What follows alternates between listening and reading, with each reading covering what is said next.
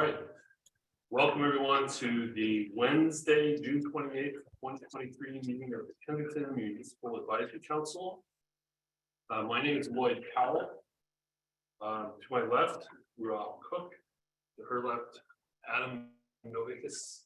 To his left, Chris Bryan, and to his left, Ben Barrett. You're not getting there. 3 seconds ago, I remember that. Yeah, no problem. So about another person. I'm still on duty. So we have 5 people out of 5 regulars, and our alternate is not with us tonight, but we will proceed nevertheless. And let's go to citizens' comments. And are there any comments from board, special guest, coordinator? Anybody have citizens' comments for us tonight? I do, but I want to give everyone else a chance for. The first thing I think I would bring up, Robert, you sent some correspondence to me proposing maybe we would want to have a presentation at a future meeting coming up about access to public transit. Was that the substance of it? Do you want to fill us in on what that is? Oh, yes. Thanks for bringing that to my attention, Lloyd. So we had staff from WICTAC come to the office recently. They gave a presentation about the array of public transit services throughout the Bay Area, and also the increasing and improving integration and efficiency of all those services. It really is quite exciting. The Clipper card is kind of the key to that unlocks the entire transit system. But fortunately, probably the folks in this room know that, but a lot of times the general public does not. In particular, in the town of Kensington and in some surrounding cities, there is another program. It's part of the WICTAC subsidy, and it's called Our Transit, I believe. And what it is in addition to all that other stuff, there's essentially a subsidy for Kensington residents to use Lyft for like no more than $2 for a ride anywhere in West County. So it's quite a benefit. Lyft is the service, but it's subsidized by the tax measure money countywide. And the idea is to enhance mobility for undefined transit for people typically with disabilities, seniors, folks that are low income. There may be less of that in Kensington, but in any event, it's a curb to curb service that could be pretty impressive. And they want to give presentations to as many community groups as possible everywhere they go. So that's why they asked me, as the administrator of MAC, to propose it. Basically, they want to be invited. And should you so choose, they'd be delighted to come. What I can do in the aftermath of this is send the MAC the full packet, all the information, and you can make a more informed choice of whether you'd like to spend any of your time with them. Well, I think an advantage to the community would be that these meetings are video and audio recorded and are posted to Supervisor Joy's YouTube page. And I think that having that asset and people could be pointed to it and they could see the whole thing for themselves, that would be very beneficial. On the other hand, this seems to be sort of outside the mandate of KMAC and more of a general interest for one of Kensington's other highly skilled and dedicated government boards. So I don't see any point in rejecting it out of hand, but I just wanted to see if there's anybody have initial thoughts. I don't know, like in general, we don't have that. I've only been to a few meetings. We don't generally have that many attendees unless it's people whose house we're talking about, or Right. There's something like the tree thing where we had a bunch of people, on Zoom call for that. But like in general, it's like, I don't think they're going to reach a lot of people from this one. I think you're right. If they go to another group like the police protection one, or even the Kensington Homeowners Association, they probably get more reach than coming here. I don't know if it's the most efficient thing for them to do. They'll just be mainly talking to us. Unless we want to put cell tower on a docket, then that will be. Oh, everybody, yeah, we can just say, there's a cell tower discussion. Oh, site. We've heard. Yeah, I think we just don't know what exposure they get to us, because again, usually it's us plus the 2 applicants. Yeah. On the other hand, our meetings tend to be short. That was my mandate when I was looking. And you know, we would have room on the agenda because we don't even meet every month. At least we've been recently not so busy. Yeah, not against it, just, just thinking that from an overview, I'd be interested in hearing it myself, but I don't think there'd be that great a coverage from a community perspective. So I guess maybe we could talk some more, and if they really want to come, I don't think it would hurt to have them do that, as long as it's not, you know, 2 hours. Perfect. I'll send you the packet of information and we'll probably expect that this may not be the right venue. But you know, having the information, you can share it with your friends and neighbors as well. That's great. So this would Thank cap out of pocket lift rides at $2. Yeah, it's, I mean, what's the rule for access? Anybody can get lift? I believe it's for anyone. But I think that the majority of their users are folks who are seniors and with disabilities. That's good. Really good to sell my car. Probably. Another catch is that it's only like in a specific radius. Oh, in I this see. county, you know, like you can, and it also includes trips to the hospital in Martinez if you need to go there. Oh. But otherwise, like you can't do the $2 lift ride from here to San Francisco. It has to be, you know, like Fontaines North is like, Pinole. Okay, well, that sounds like a wonderful program, and I think if we have room on our agenda, you know, maybe we could get it in and help get the word out. Because, you know, Kensington has a lot of seniors who live and may have mobility issues. So there's where we are. Yep. The other thing I wanted to bring up was I was contacted outside of meeting about a project that we considered a while back. It was last year, maybe a little bit before that, but anyway, we went ahead and recommended approval of the project, and then PG&E came in and wanted they put in a service pole or planning for the service pole to provide electrical service to the property, and several of the neighbors who had originally appeared and spoken on the plan had some objections to the size and the way that the pole was installed, and they wanted KMAC to do something about it. My initial reaction was, that's not what we do. I don't think we have any jurisdiction to tell PG&E in their major infrastructure. I said so in response to several emails I received from members of the community, and I said I would defer to Supervisor Joya and county officials and besides the an appointed committee that serves at the discretion of the executive. And so I left it there, but I did reach out to those members of the community who had emailed me with a copy of tonight's meeting agenda and said that we would have a presentation about the scope and applicability of the relevant statutes, and invited them specifically to attend, not just relying on you know, the agenda posting, because you know, sometimes there's a meeting and sometimes there isn't. But anyway, so I wanted to get that out there. I don't see anybody else who's arrived, so I guess that matter is either resolved or all. The next item on the agenda is supposed to be the approval of meeting notes from April. Unless I think maybe we could postpone consideration of that until we have physical copies. We generally don't have any problems with approving meeting notes, but I think there's no reason why we can't wait. Yeah.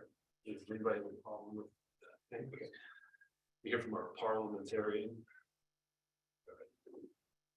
All right, so now we're here to learn about the Kensington Ordinances. I'd like to introduce now Jennifer Cruz, who's the principal planner for the Contra Costa County Department of Conservation and Development. And I'll turn the meeting over to you, Jennifer, and welcome. Thank you for coming. Good evening, Chair and members of the KMAC. Can everyone hear me fine? Great. As mentioned, my name is Jennifer Cruz. I am a principal planner for the Department of Conservation and Development, Community Development Division. I will be making a brief overview presentation of the Kensington Combining District Ordinance. And I see that it looks like a printout of the ordinance was passed around. So feel free to follow me along as I quickly go over. I'm going to do a overall like highlights of what some of the things that I feel that would be good for us to go over, and then also go over the types of applications that are that would be required as a result of being in the Kensington Combining District. So who does the Kensington Combining District apply to?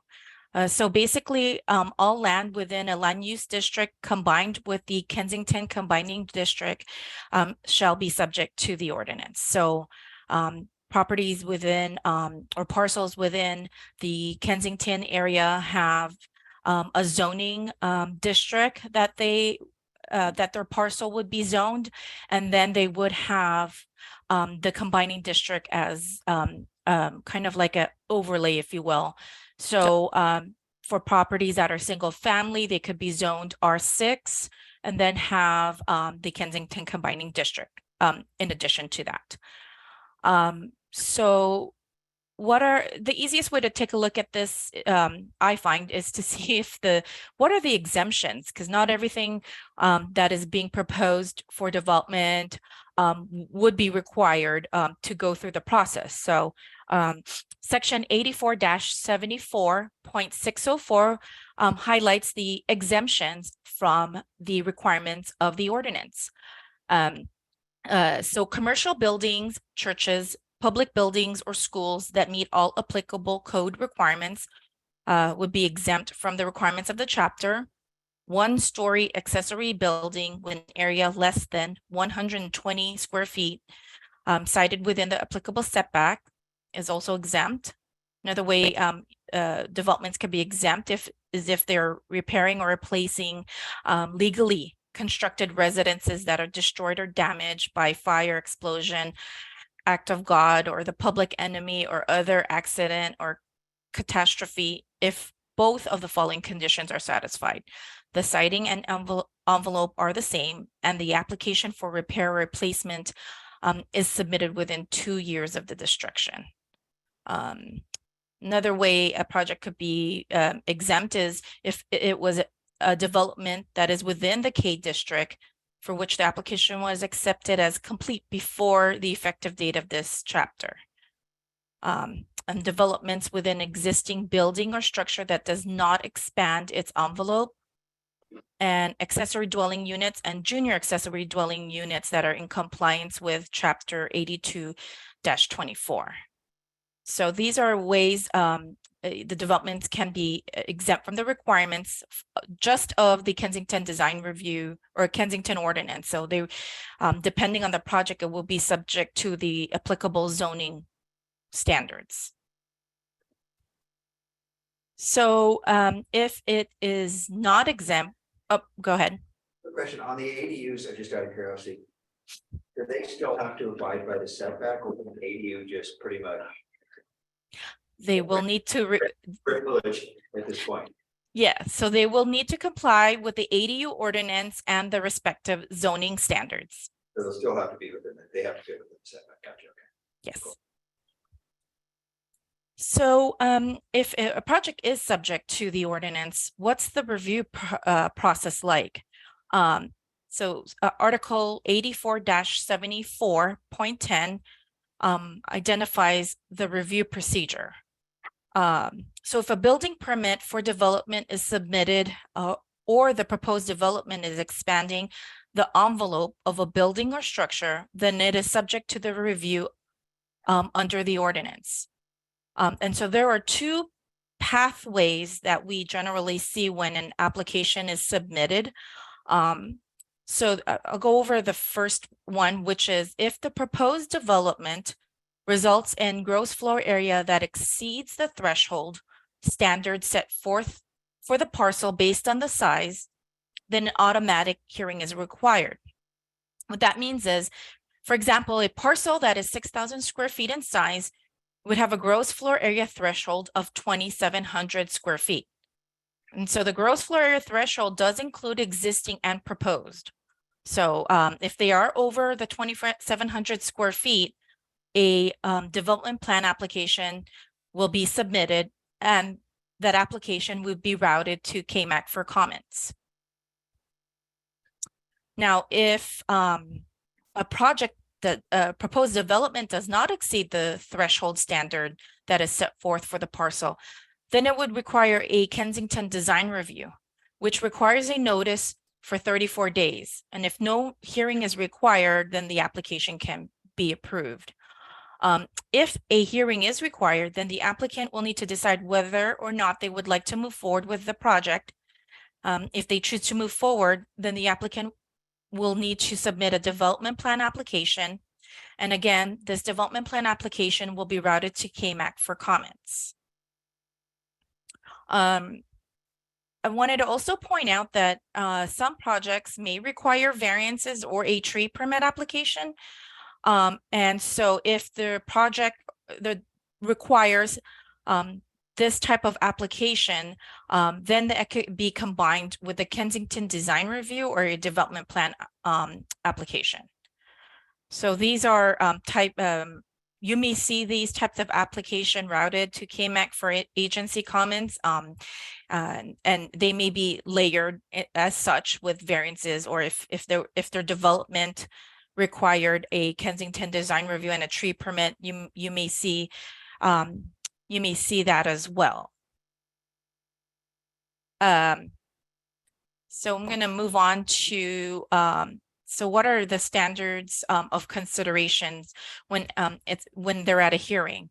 So if a project goes to hearing because someone requested a public hearing, or it is automatically required to go to hearing, Section 84-74.1206 identifies some standards that the zoning administrator shall evaluate the project on.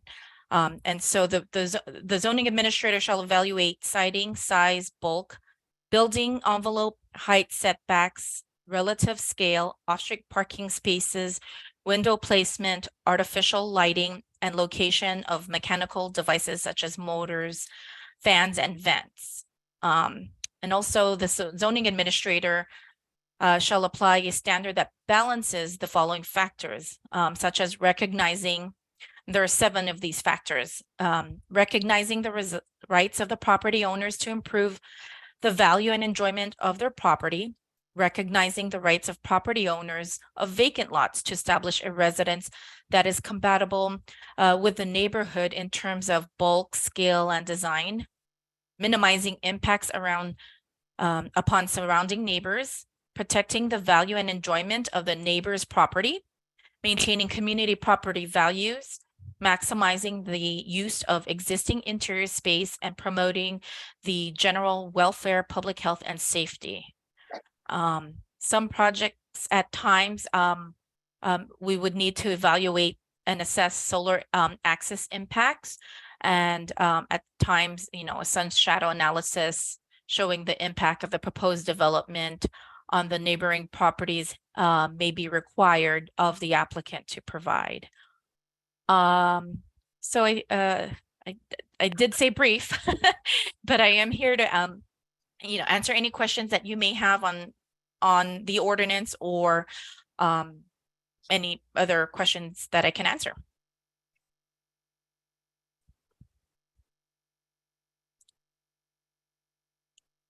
Has there ever been any litigation surrounding the application of this? Anybody take the ordinance to court? So you're asking if there's any litigation? Yeah, has this ever been challenged or defined by any court or other court decision? Not that I'm aware of. The hypothetical about, because this was brought up by members of the community, they were concerned about the installation of PG&E pole to a project that KMAC had previously reviewed, and there were some varying levels of insistence that this is something that KMAC had control over. Is that true? So I am unaware of that project, so I don't have the history on the power pole or the project that went to hearing. Well, I just, generally speaking, this ordinance doesn't give KMAC the jurisdiction to rule on how PG&E installs their infrastructure. The only thing we've ever been able to speak to, so they have a utility easement, they're gonna put it wherever they want to.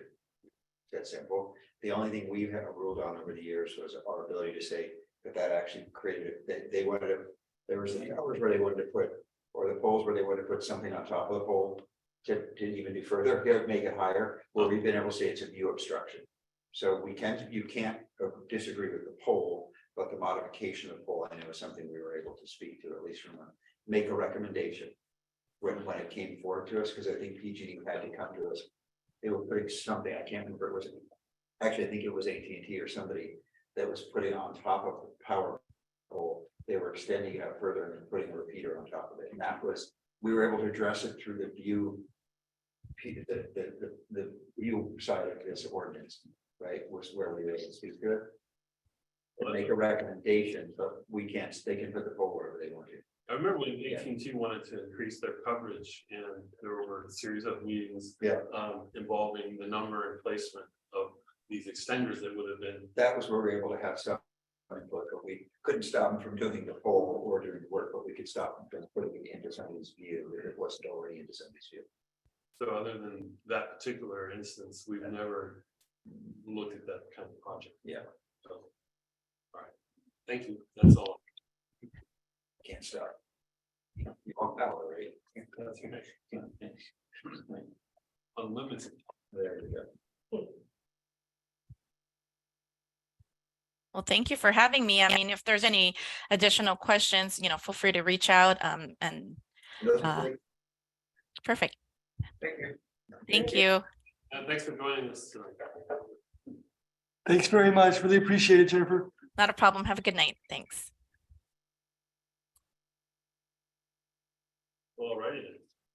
A quick question and answer in here, as a separate agenda item, we're anticipating that we might be joined by members of the community, other than the board, that has turned out not to be the case.